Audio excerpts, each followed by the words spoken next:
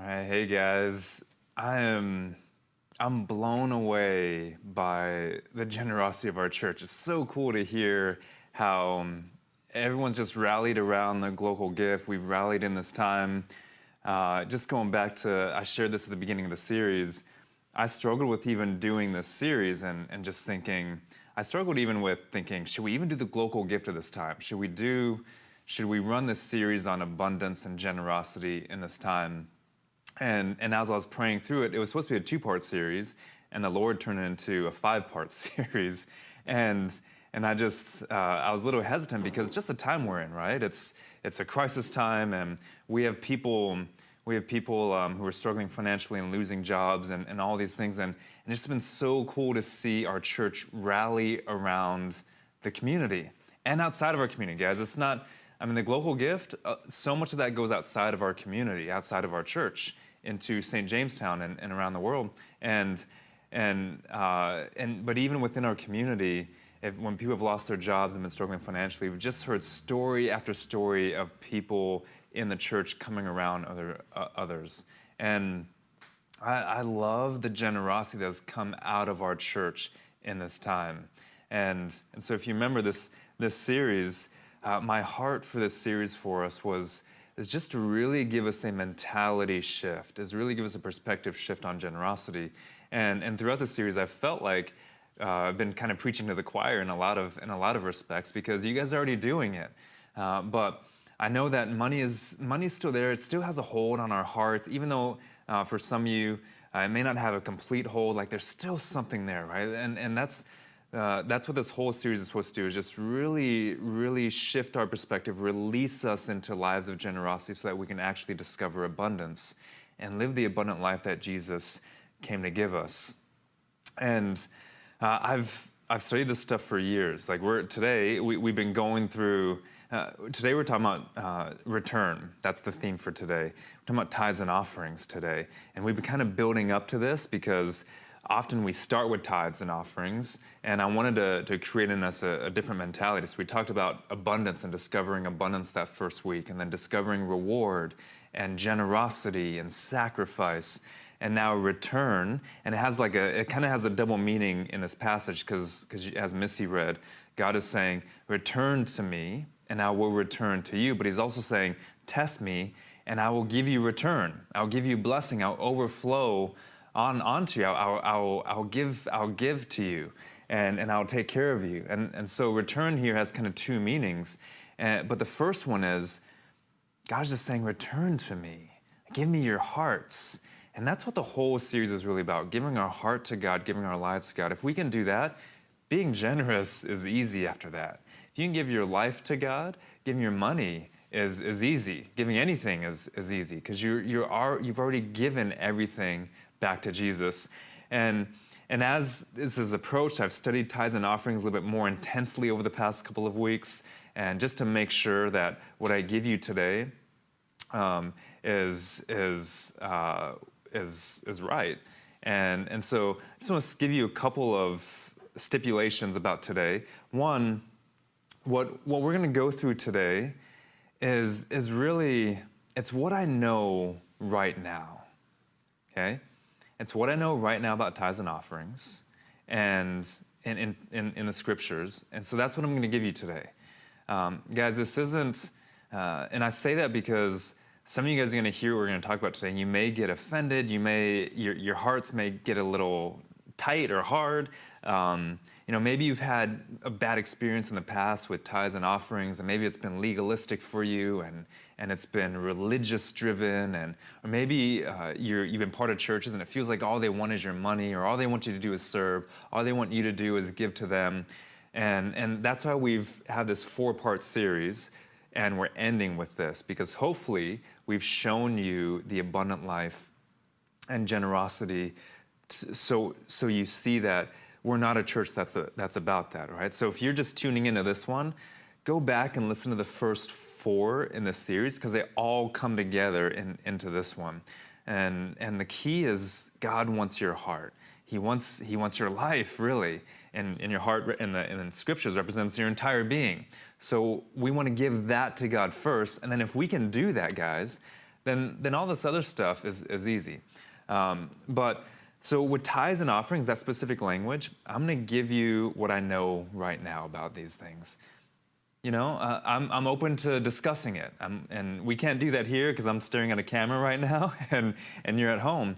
But I'm totally open to discussing it. I'm going to give you what I know right now. And the second thing, I'm going to give you mine and Missy's experience in this. And I'm going to give you what we do so that hopefully you can imitate us as we imitate Christ. Or you can imitate us if we imitate Christ. And that, when Paul says that, he's not saying, people often say, oh, how can I do that? But Paul is saying, hey, imitate me as I imitate Christ. Don't imitate me if I don't imitate Christ. Just as I imitate Christ, please follow in those footsteps. So hopefully we can do a little bit of that this morning for you. But think about a tithe and an offering. Just to be clear, tithes, we're talking about a tenth. We're talking about a tenth of something. That's what a tithe is. Offerings, this is just for simplicity's sake for us defining these terms. Offerings would be anything above and beyond that, okay? So tithe, a tenth, think a tenth of something, and then offerings would be anything above and beyond that. And when you think about a tenth of something, think about a dime, okay? You used to actually be able to buy a lot of things with just a dime. You could make a phone call with a dime. When they had pay phones, if you know what those are, and if you remember those, which those are so gross to think about today, that they had pay phones and you would kind of put it to your ear and talk in today, they wouldn't have those at all, right, with the crisis we're in. But yeah, you used to be able to make a phone call with a dime. And it's where if you're a fan of basketball or the NBA and they say he just dropped a dime, which it refers to an assist. Someone gives someone a pass, an assist to make a basket.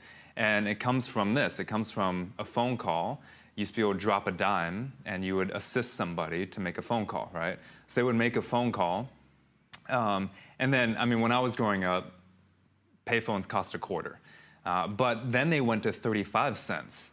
So you still needed the dime. You still needed a quarter and a dime. So they brought back the dime. You used to be able to buy, a liter of gas for a dime. You used to be able to buy a meal item for a dime. Like you go to McDonald's and buy a milkshake or a Coca-Cola or Sprite or something, and then you'd pay 15 cents for your hamburger. So you're already 2/3 of the way there if you had a dime for your hamburger. So a dime used to be worth a lot. And there's even an organization called March of Dimes that helps children with disabilities that was founded on people giving in dimes. Now, this is back around 1940, I think late 1930s. They would urge people to give in dimes because they thought, if we can get someone to give a dime on the dollar, and we have this many dimes, that'll add up to this much money. If we get 1 million people to give in a dime, wow, that's a lot of money. And that's literally the way they thought on dimes. But again, back then, dimes had a lot of value. These days, though, you actually don't get a whole lot for the dime, do you? But even though you don't get a whole lot for the dime, a dime is still a tenth of a dollar. Just because the value of the dime decreased, the amount of the tithe, of the tenth, didn't increase. So now think about this in terms of the tithe, right? A tithe is 10 cents, it's a dime, on the dollar. But the tithe didn't increase to 30% because the value of the dime decreased or lost its value, right? So, and back then, when you think about tithing, when you're talking about buying things with a dime, when you think about tithing, you're saying to somebody, give up a liter of gas. You're saying to somebody, that's a phone call, or that's a milkshake, or that's a soda, or pop, or whatever term you use. You're saying, man, that seems like a lot, right? You're tithing that much. But these days, you probably wouldn't even stop to pick up a dime if you saw one on the road. Or on the sidewalk. Like you just walk right past it. Most of you wouldn't even bend down. You might bend down for a quarter. You definitely bend down for a loonie. I mean, loonie here, for those of you guys who are joining us outside of Canada, is our dollar coin. And then toonie is the $2 coin. Of course, you'd definitely bend down for those, but a dime, most of us would just walk right past it because it doesn't have the value it used to have. But the tithe is still a tenth. Okay, so that has an increase for us. So this morning, I just want to give you kind of the last piece in shifting our mentality towards generosity. And I just really hope that you'll be released to discovering abundance in Jesus this morning. So this passage that Missy read is the passage that a lot of people go to talk about the tithe. It's why we read it. It's why we're using it. But this morning, we're not actually going to walk through this passage like we normally do. I'm going to give you more of a biblical theology, so a larger thematic view of this book in Malachi, and then we're going to talk about the scriptures in that way too to help us inform the scriptures. So I'm actually going to go verse by verse in this. I'm going to give you an overview of the book, and then after that, I'm going to address the top 10 questions or issues that I normally get on tithing, and we're going to try to go through that list of things. So here in Malachi, in chapter 1, which Missy read out chapter 3, so just bear with me. If you have a Bible, you can look in it, but you can follow this through as I go through. So in chapter 1, the theme here is that the people haven't given God their heart. Now, Malachi is the post-exilic prophet, so he's after the exile. This is in the Second Temple period, for you guys who are historically inclined. The Second Temple period. Malachi is the last prophet before the intertestamental period, the 400 years of silence before John the Baptist comes on the scene. Okay, and so he's giving this to them in a time of relative prosperity. They've gone back to their land, and he's giving them this word, and they're failing.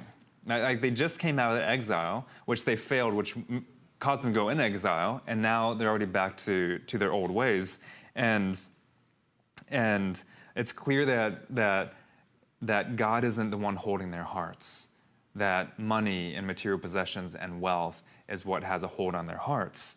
And there's this verse here in verse 8 where God says, basically, would you present that to your governor? They're giving offerings and sacrifices and tithes, and they're basically the leftovers. They're giving God the leftovers. They're giving God the sloppy seconds. They're not giving him their best. They're not giving him the first fruits. And he says, would you give that to an earthly ruler who's over you? Like how much more so should you not give it to me? And he says, no, of course, to the earthly ruler, you're going to give them the best because you feel like there's repercussions. But hey, like I'm the Lord of hosts, he's saying. That's why this is used all through. It's basically like, I'm the Lord Almighty. I'm over all things, and I've given you everything. And so that's the context for chapter 3 where it says, you're robbing me. And this makes me think of two different accounts in the scriptures. One, it takes me back all the way to Genesis chapter 4 with Cain and Abel. And you have here Cain and Abel who are giving offerings, and Abel's offering the first fruits, and Cain isn't. And Cain's unfaithfulness leads to him murdering his brother. It leads to jealousy and dissension and disunity and envy and wrath and malice and then murder. That's what unfaithfulness leads to. It does this. It's just the sin like rooted itself in his heart and just grew and grew and then it consumed him. And God is saying that's happening to you guys. And then it also reminds me of Acts chapter 5. The early church has just started, and they're in their baby phase, right? And Acts chapter 5, this is a community of generosity, and they're selling property, and they're giving it to the poor, and they're taking care of one another. And it's like this awesome thing. Thousands of people are coming to the Lord. And their number is being added to every day, it says in Acts chapter 2. And then Ananias and Sapphira, they want to also bless the church. So they sell a piece of property, and they say, we're going to give all of the money, all the proceeds from this to the church, but they only give a part of it, which is fine. They didn't have to give all of it. The sin isn't that they gave part of it, not all of it. The sin is that they lied about giving all of it.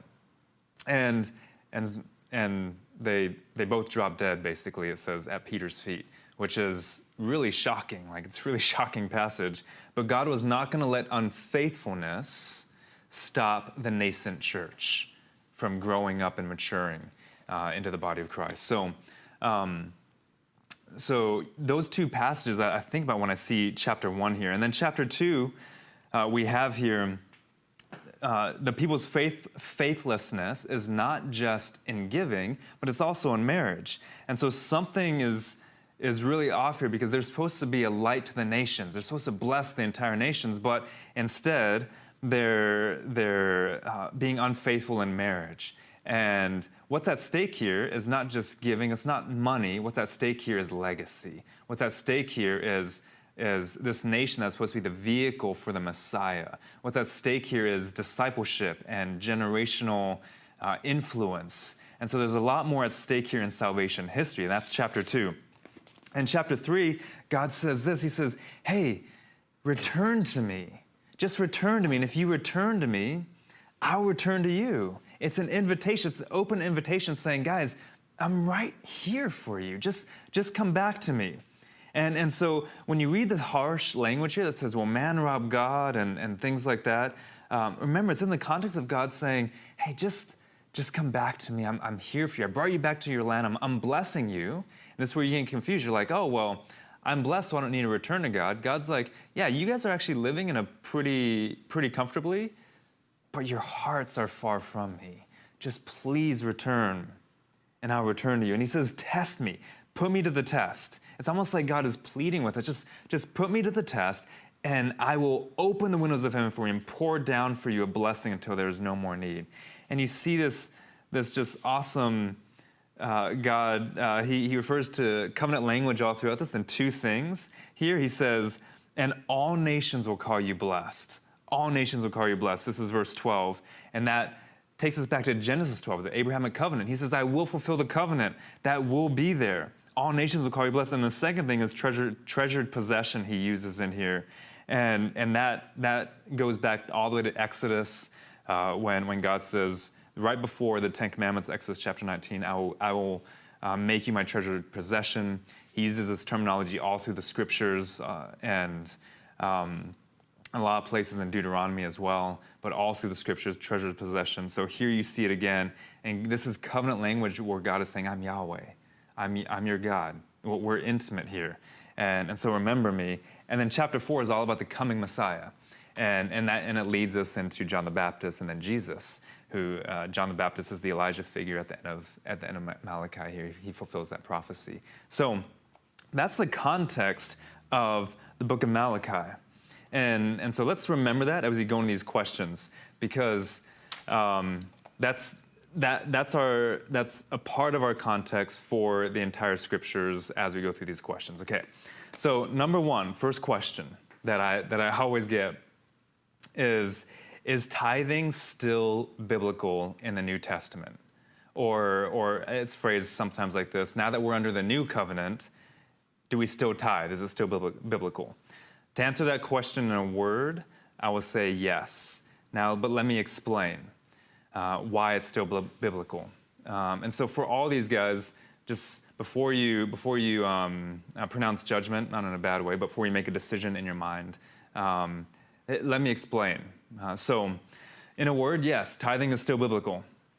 The tithe is not just spoken of here in Malachi. Tithes and offerings, we talked about the difference there, but they've been given and offered to God. We can trace them back to Genesis 4. I mean, Cain is making a sacrifice, Abel is making sacrifices, but they're giving part of their proceeds in doing it. Now, we're not going to go into the sacrificial system, what that represents and all that. There's so much theology there. We don't have time for that. Actually, in all these questions, there's going to be so much more I could say on them. But I'm going to just try to be concise on these. So we're not going to go into the sacrificial system, but they're trying to give first fruits. There's the principle there of first fruits. But we see that explicitly, we see the tithe, the tenth, in Genesis chapter 14. And this is with Abraham and Melchizedek.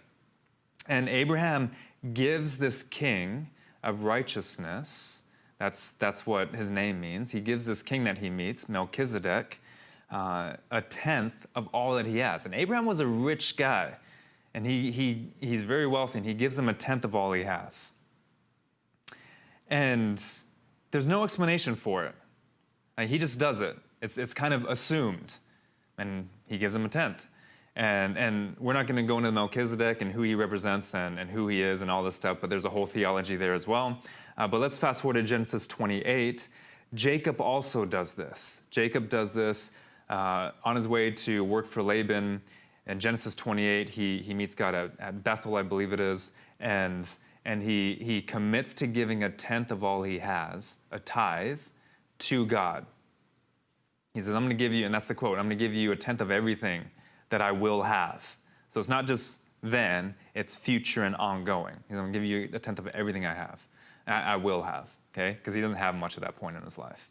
And guys, that's such a good principle, because I first started tithing when I got my first job at 16. And I just did it. And I didn't have much. I mean, you're talking about my paychecks are a couple $100. I think I got paid like $4.25 an hour. I started out or something like that. Yes, that's how old I am. My hourly wage was $4.25 an hour. So, it just, again, I tithed off of it. I just did it. So I did it with not a lot of money, and that's Jacob in this position. And the reason I mentioned those two instances is that both of those are pre-Mosaic law. So both of those are pre-law, and the law was made up of a few different things: ceremonial, civic law, and kind of the moral code, and those make up the entire Mosaic law. And that was what was used to make Israel a theocracy and governing that nation. And that's the context of Malachi here. But these instances of tithing were pre-law. So there's a pattern of tithing, of giving God 10% to kingdom things, to kingdom resources, before the Mosaic law. Okay? And remember, Abraham, there's so much theology here, but guys, was Abraham, well, we know we can't call him Christian, but was he Jewish? Well, I mean, he came out of Ur, he started a nation, right? So he's not even, so like, what I mean there is, in terms of culture, he assumed the tithe. So there's something in the culture already about the tithe, about giving 10%, right? And Abraham just does that, like it's natural, like it's assumed, okay? Just keep that in mind. So there's three implications here that this is pre-law. One, this means that the new covenant understanding of giving, and the tithe in particular, doesn't necessarily replace the Old Testament understanding of giving. So don't throw out the baby with the bathwater, okay? The tithe still has validity. There may be just a new way to understand it, perhaps. Okay, the second implication is this, and I already mentioned this, that Malachi in the book here, this is a unique context where Israel is under the Mosaic law, and they weren't abiding by explicit instructions to take care of one another and to be faithful to God. So they weren't doing that. And so when you see this language in here, that's why it sounds so harsh. But if we just focus on arguing for the tithe or against the tithe out of Malachi, then we're going to miss the fuller picture of the tithe throughout the scriptures. Okay, so that's why I don't love why everyone goes to this and say, well, if you don't tithe, you're robbing God. No, we can't exactly make that argument, right? Because it's a very unique context here. Okay, So, and then the third thing is, this also means that when Jesus says in Matthew chapter 5, verse 17, this is a Sermon on the Mount, he says, I have I've come not to abolish the law or the prophets. I've come to fulfill them. It means he doesn't completely do away with the law. Rather, he puts it in a new context. Okay? And the context is this. It's James 2. It's the law of liberty. It's Romans 13. It's the law of love. So the new covenant understanding of tithing actually evolves. Okay? It actually evolves. Right? So we're taking it out of a religious context, hopefully a legalistic context, putting it in a context of liberty and love. And there's an evolution there of our understanding of tithing and what it means. All right, let's go to question 2. I know you probably have a lot of questions off that, but hopefully they'll be answered through the rest. Let's go to 2, because we're running out of time. Number 2 is this, and don't worry, the last few are a little bit quicker. So what is the new covenant? So this second question, what is the new covenant / New Testament understanding of tithing then? So in one word, it's generosity. One word is generosity. And then you could say, well, how do I know if I've been generous? How do I know if I'm being generous? And that question, guys, is a question of there's a bar and I want to be faithful and I want to reach it. So it may have a good motive, but it will put you in a legalistic trap easily because you just want to get to that bar and say, well, I've been generous, I reached it, and so now that I'm here, I'm good. But that's not how it works. Generosity is something that we live out through a lifetime. So let's put that question aside because really what it does is I use this illustration for a lot of different things, but if you think about the heart of God, so you have the heart of God in the middle, and you draw a circle around it. Okay, you draw a circle around it. That question has, if you have arrows, that question has arrows pointing out. Where's the bar? Where's the boundary? How do I know if I'm being generous? How do I know if I'm making it, right? How do I know if I'm not too far, right? How do I know if I'm in the general vicinity? Well, what you want to do is you don't want those arrows pointing out. You want to turn those arrows around to point in, and because you want to go into the heart. We want to go towards the heart of God. Well, when you do that, guys, when you're going towards the heart of God, what happens with that boundary line? Well, it doesn't matter anymore. It's not that it disappears, but it's behind you. And it doesn't matter anymore. Because you're not trying to find where that boundary line is. You're not a dog with a collar trying to find an invisible fence. And how far can I go away from the house before I get shocked? Right? That's the picture here. You're trying to say, no, I love this house. Because guess what? The house is where people are that love me. The house is where I get food and they feed me. They do give me a pretty substantial yard to play in. Whatever it is, as in the dog analogy. But we want to go into the heart of God. And when you do that, well, the boundary doesn't even matter anymore. Because you're satisfied and you're content with the heart of God, and that is sufficient for you. And so we want to take that away because just like the Old Testament assumes tithing, I also believe the New Testament assumes tithing. And so if that's the case, then that boundary is the baseline. And that baseline is tithing. It's a tenth. We don't need, again, we're not throwing the baby out with the bathwater. We're not saying, oh, Old Testament doesn't apply, only New Testament, right? I think it's assumed, just like it was assumed in the Old Testament, it's assumed in the New Testament. Tithing, this principle of the tenth, is assumed in there. Definitely the principle of first fruits is, which we'll get to in a second. But I believe the tenth is assumed. So that's the baseline. So for me and my family, that's the baseline of generosity for us, is a tenth. And actually, yeah. And so think about it, like in my house, that's the least we can do to be generous. We just open the door and we're sitting in the foyer of generosity. We haven't explored the rest of the house of generosity yet. That's where offerings come in. That's where everything above and beyond that comes in. So the tithe for us is okay, we're going to start living, we want to live generously. Well, that's the baseline, that's the boundary. Now the boundary is just behind me, but I see the heart of God there, and I'm going to go further into the heart of God as far as I can go. So that percentage is probably going to increase over time, which it does for us. And that percentage has increased over time. We'll get to that in a second. Because here's the thing, guys. The New Testament doesn't just raise the bar of giving. It doesn't just raise it, it removes it. There is no bar, okay? The bar is gone. The sky is the limit. So in the New Testament, generosity is, man, you're giving your whole life to God. The Macedonian church is saying, devote yourselves first to the Lord. Now, when you've given God everything, well, the bar is gone. Like being generous is easy. You don't have to worry about it. So if you think, if you're sitting there thinking that the New Testament frees us of giving the tenth or the 10%, so you can give anything you want, or you're both right and wrong.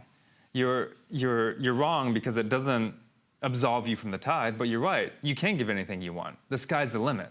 And so feel free to do that. There's so much here that I really want to say, but here's the key. I want to use whatever God gives me for kingdom purposes. And I want to try to do my best with that, with my money or purchases or anything like that, right? So that's the New Testament understanding of generosity. We want to further kingdom purposes. All right, let's go to third.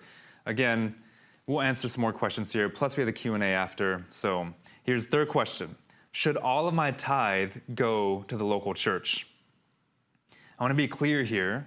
There is not an explicit command in the Bible that says, yes, all of your tithes should go to local church.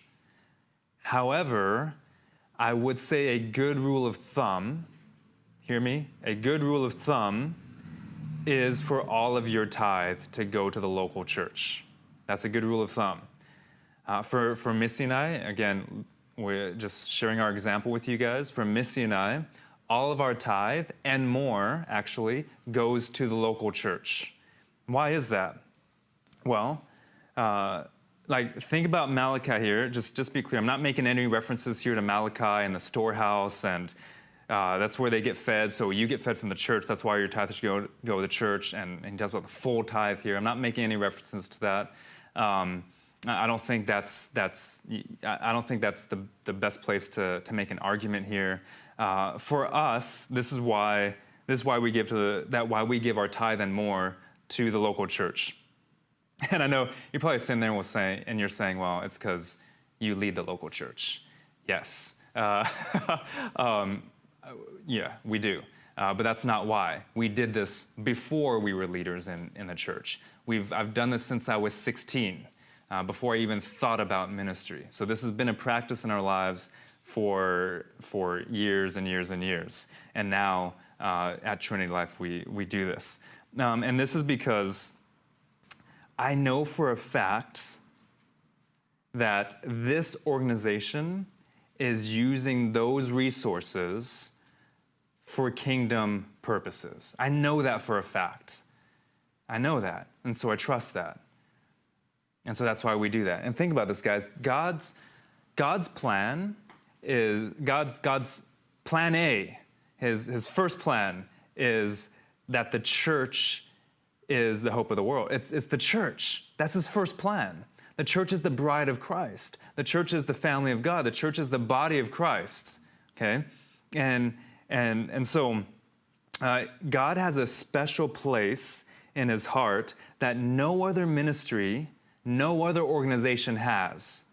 The local church is the body of Christ. And I hear some of you guys and maybe not your objections, but your thoughts right now is, well, you're thinking about the universal church versus the local church and all that, but I'm not going to get fully into ecclesiology right now, but here in Toronto, most Christians I know, or a lot of Christians I know, have a pretty weak ecclesiology, meaning that they think, oh, well, if I'm just part of a Christian this or a Christian that, that's the church. No, guys, that's not the church.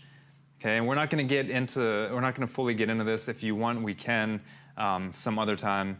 But the church, actually, we will get into this summer. So wait till then, because there's power in the local church where a group of believers says we have decided to do this together and live on mission together, right? Like I'm I would consider myself the feet of Trinity Life Church, right? I point us in the right direction. I don't consider myself the feet of name your church down the road. I don't consider myself the feet of name your church in the other country. Like, we are together doing the State of Living on mission together, and we've committed to each other to do this. So there's power in the local church. It's God's plan A. But at the same time, the church doesn't cover everything. Not every church covers everything. So there's value for other organizations and other ministries, right? So be generous there and give to those. And we do. Missy and I do that. So, and just be clear, like, we give more than a tithe to the church, and then we give more outside of that to other individuals, ministries, organizations. And I'm saying this because we just want to model generosity for you guys. I want to model life of abundance for you guys and say, just let yourself be released from the hold that money has on you.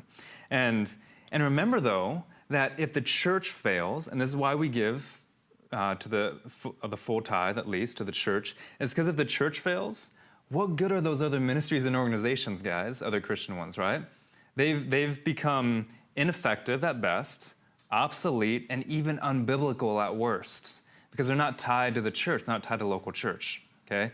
The local church is the engine that drives those other ministries. It's the breeding ground for all those other ministries. So if the church is fulfilling its mission, if your church is fulfilling its mission, and you believe in it, and you're benefiting from it, then give to it.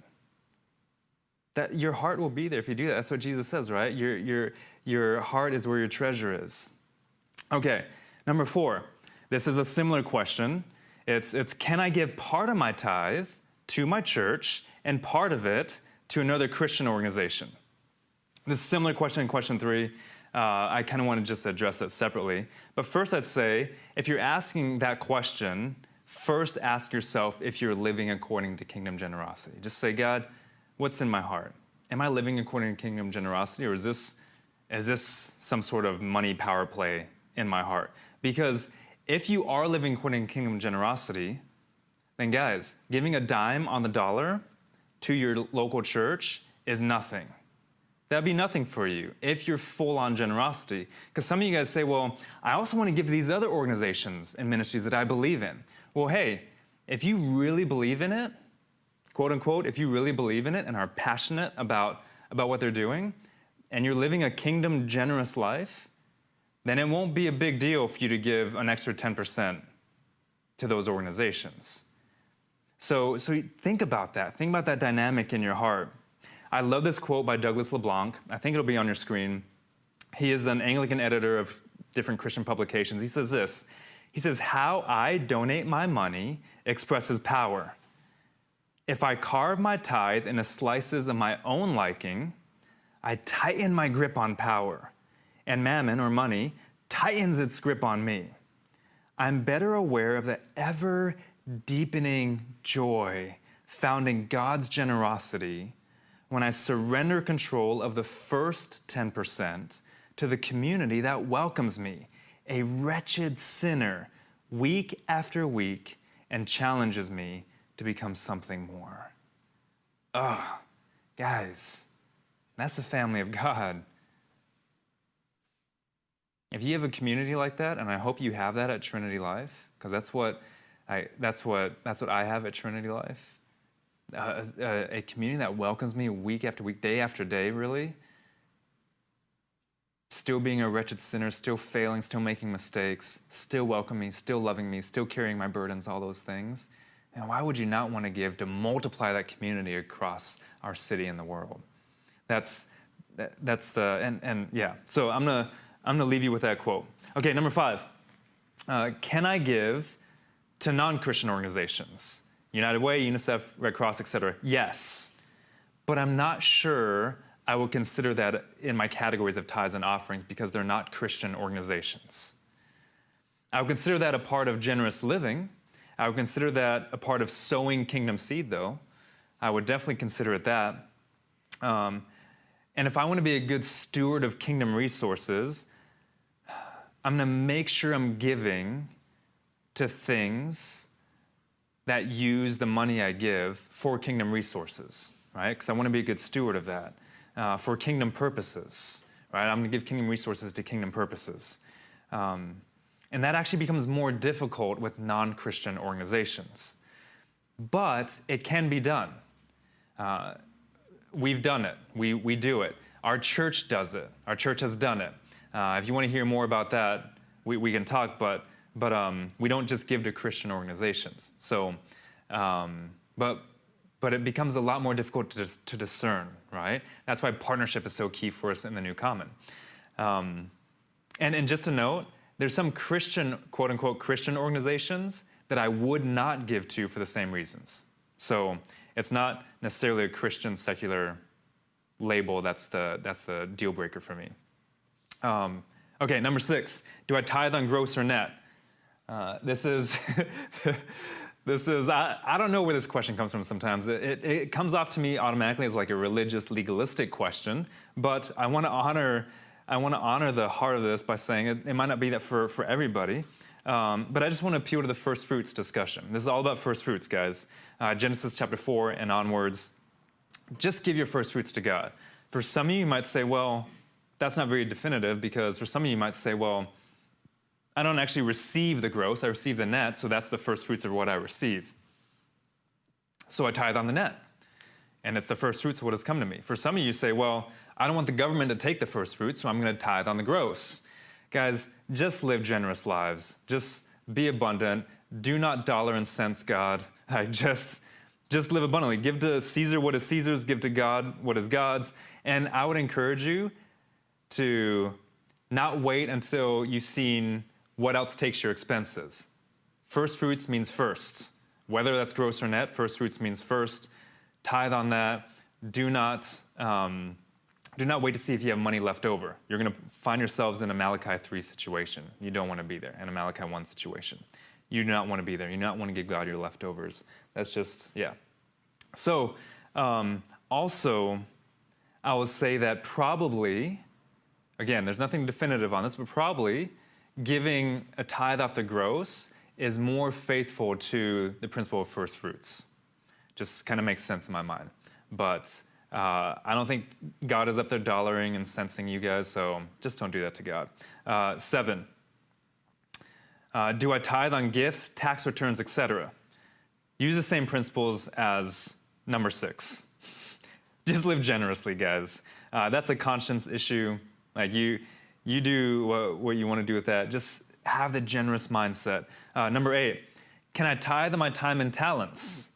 Yeah, sure, you can. But that does not exclude tithing on your money. Okay? Sure, tithe on your time and talents. That doesn't exclude tithing on your resources. It doesn't exclude tithing on money, just to be clear. When we talk about the tithe, it's all about money here. It's not about time and talents. But if you want to tithe on your time and talents, go right ahead. Like Adam said last week, if you want to tithe on your time, that's 17 hours a week to serving God in the church. Even if you served on Sunday, led a BLG, and served in the New Common a couple hours a week, and you add all that together, that's only 6 to 10 hours, depending on if you count the gathering time as in your tithing time. So you got to find 7 to 11 more hours to do. That's a lot. But yeah, if you want to do that, yeah, let's go. We'll take it. Go ahead, tithe on your time. Number 9, 10% is a lot. Can I start with a smaller percentage? And I just answer that question with a question and saying, is giving somebody 10% of something your understanding of generosity? Is giving God 10%, the one who's given you everything, your understanding of generosity? In Malachi, we mentioned that passage in chapter 1. Just remember that, like giving God the seconds. There's a small part of me that wants to say, you should give what you can and just try to work up from there. But I know the human heart, guys, because I know my own heart. Somewhat. I think God knows it, and I think he would say this, that it's going to be a struggle whether you're at 1% or 2%, or 2% to 4%, right? You're doubling it at that point, 1 to 2, 2 to 4, right? And those are smaller than 10, so just start with 10. Just return to God. Give him your heart. That's what this is all about. So just start with 10. Guys, again, it's a dime on the dollar, right? So, yeah, that's number 9. I just want to encourage you guys there, yeah, just to Yeah, gosh, I got to cut out a lot here. So number 10, does giving to others in the community count towards my tithe? So does giving to others in the church, does that count towards my tithe? That's what a generous life looks like. So if you support someone in the church, in the community, because they lost their job, you want to help them pay their rent, you want to buy them a meal, whatever it is, do not put yourself back in the trap of legalism by subtracting that from your tithe. Okay, just live a generous life. Don't subtract that from your tithe. Again, God is not a God who keeps a ledger on us. Do not treat God like a cosmic stockbroker or a cosmic accountant who is keeping an account balance or a ledger and saying, well, you gave this much, you gave this much, so I need to return you this much. If you want to get in the game of saying, God, you owe me and I gave, so you need to return to me, I don't think any of us want to be in that game. Because I guarantee you, we are all in the negative. We're all in the red. Guys, none of us are in the black. We're all in the red. Because God has given so much to us. So don't dollar and cents God. Don't get into the well, I gave here, so I expect God to give me this much back here, or even with interest, things like that. Guys, that's a dangerous game. Good news for us as followers of Jesus, we're in the red, and Jesus' blood gives us that red, which makes us white as snow. Live a life of generosity. Just live a life like Jesus did. And let him just, guys, we're here worried about dollars and cents when he's given us eternity and every blessing. He's given you everything. Again, we're talking about the dime on the dollar. If someone asked you back in the day, when dimes could actually buy things, can you spare a dime? That's actually a pretty big sacrifice, because you're saying, well, can I spare a meal? Or or part of a meal? Can I spare a liter of gas? Can I spare a phone call? Can I spare, you can think about it as kind of a big ask. But if you had one back then, you'd probably help somebody out. These days, if someone says, can you spare a dime? You'd probably say, I don't remember last time I seen a dime, but I have a loonie, or I have a toonie right here, and you'd willingly give them 10 or 20 dimes. You wouldn't hesitate, right? That's what the New Testament is trying to do for us. It's trying to release us into this full understanding of generosity instead of holding on to a dime. Instead of holding on to a tenth, that's what you're doing. You have this dime in your hand and you're just holding on to something that is of little temporal value. And if you do that, you can't receive what is of eternal, lasting value from God. Because in order to receive from God, we got to give open-handedly, because we have to be able to receive open-handedly. And so live a life of generosity like that. God is saying to you this morning, devote yourselves first to me, return to me, test me, give me your life. Because if you do that, then giving anything else isn't that difficult. Return to me, he says, and I will return to you. And I'll give you a return you can't even imagine. Let's pray. Jesus, thank you for your word. Thank you that it's true, that we can discern it, that we can try to live by it. So for all of us, God, help us understand this well, put this in the context of generosity, in the context of what you've done for us, which is you've done everything. You've given us everything. So me giving everything back to you, that's nothing. Especially because all I can give is something temporal. You gave me something that was eternal. All I can give back to you is my life and my possessions. And so we give that to you this morning. You do what you will with what I have, God. It's all yours. Because I also trust that you will never leave me, you will never forsake me, and you will always take care of me. And I love you, Jesus. I pray this in your name. Amen.